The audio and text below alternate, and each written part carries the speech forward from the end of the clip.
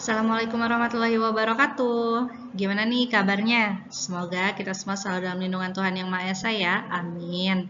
Oke, kali ini kita akan masuk ke dalam materi baru, yaitu materi tentang surat niaga dengan tujuan pembelajaran, yaitu agar kita dapat menerapkan prosedur penulisan surat niaga dalam bidang bisnis dan dapat membuat surat niaga dalam bidang bisnis. Pokok bahasan yang akan kita bahas di sini ada 4. Yang pertama adalah pengertian dan fungsi dari surat niaga, lalu yang kedua adalah istilah-istilah bisnis dan dokumen-dokumen bisnis. Yang ketiga adalah jenis-jenis surat niaga dan yang keempat adalah membuat surat niaga. Nah, untuk materi kali ini kita akan bahas pokok bahasan pertama, yaitu pengertian dan fungsi dari surat niaga. Yuk disimak semuanya ya. Pengertian dari surat. Jadi di sini kegiatan surat menyurat sudah dapat menjadi kegiatan pokok dalam dunia bisnis. Surat menjadi dokumen penting dalam menjalankan kegiatan bisnis. Salah satunya adalah surat niaga. Lalu apa sih sebenarnya surat niaga itu? Yuk kita bahas dengan seksama agar kita dapat memahami tata naskah dari surat menyurat. Sebelum kita masuk ke dalam surat niaga, kita harus tahu dulu nih pengertian dari surat. Apa sih pengertian dari surat? Secara umum, surat merupakan alat komunikasi tertulis. Meskipun demikian, jika didefinisikan lebih rinci, surat adalah alat komunikasi tertulis yang dibuat oleh suatu pihak dan ditujukan kepada pihak lain untuk menyampaikan informasi. Informasi dalam surat tersebut dapat berupa hal-hal berikut.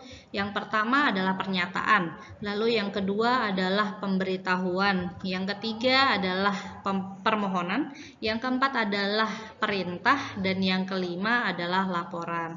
Nah, secara umum tujuan seseorang ataupun lembaga menulis surat adalah menyampaikan informasi kepada pembaca surat yang dituju, lalu yang kedua adalah mendapatkan tanggapan dari pembaca surat atas isi ataupun informasi dari surat tersebut.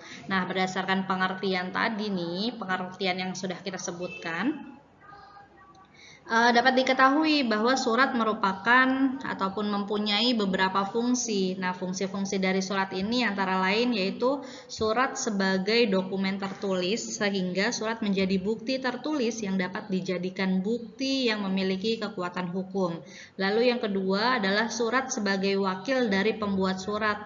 Jadi kalau misalkan nggak bisa hadir, nggak bisa tatap muka langsung, bisa menggunakan surat tersebut gitu, baik lembaga maupun pribadi yang membawa pesan ataupun informasi untuk si penerima surat. Lalu fungsi surat yang ketiga adalah surat sebagai pedoman ataupun pegangan untuk suatu kegiatan, kayak misalkan surat jalan gitu ya, dan sebagainya. Lalu yang keempat adalah surat sebagai catatan ataupun dokumentasi historis dalam berkegiatan yang nantinya dapat digunakan untuk kegiatan yang akan datang. Surat niaga. Nah, sekarang kita masuk ke surat niaga. Surat niaga merupakan surat yang ditulis untuk kepentingan bisnis ataupun perdagangan. Surat niaga ini dikeluarkan oleh perusahaan ataupun badan usaha dalam rangka menjalankan usahanya. Surat niaga ini biasanya berisi penawaran dan pembelian atau jual beli barang maupun jasa.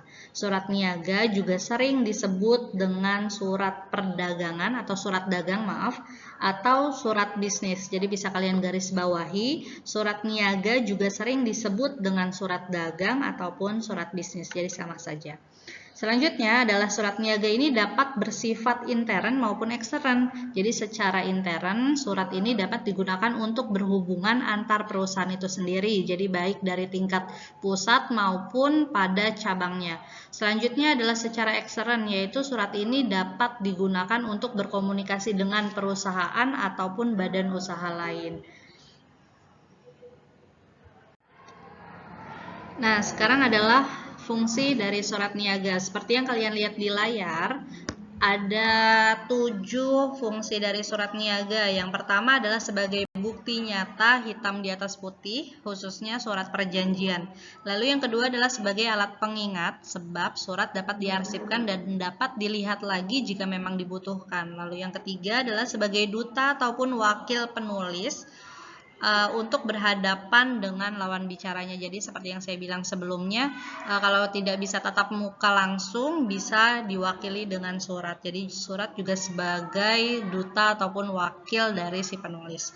Selanjutnya yang keempat adalah sebagai pedoman kerja dalam menjalankan tugas. Dan yang kelima adalah sebagai alat promosi. Yang keenam adalah sebagai bahan untuk mengambil suatu keputusan. Dan yang ketujuh yaitu sebagai bukti dari sejarah.